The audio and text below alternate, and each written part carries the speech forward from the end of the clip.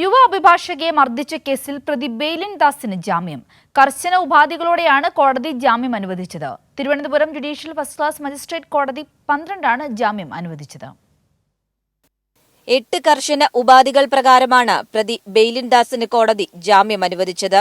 2 മാസത്തേക്ക് Vanchiyoor police station പരിധിയിൽ പ്രവേശിക്കാൻ പാടില്ല.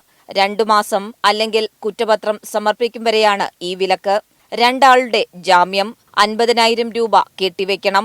പരാതിക്കാരിയെ ബന്ധപ്പെടുകയോ സാക്ഷികളെ സ്വാധീനിക്കാൻ ശ്രമിക്കുകയോ ചെയ്യാൻ പാടില്ല എന്നതുൾപ്പെടെയാണ് ഉപാധികൾ. ഗൌരവകരമായ കുറ്റം ചെയ്ത പ്രതിക്ക് ജാമ്യം നൽകരുത് എന്നതായിരുന്നു പ്രോസിക്യൂഷൻ വാദം.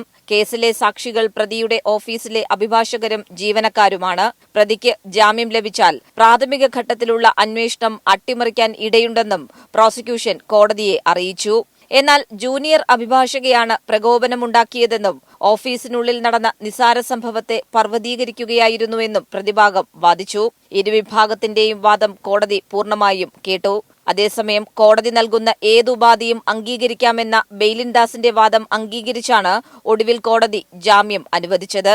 കൈരളി ന്യൂസ്, തിരുവനന്തപുരം.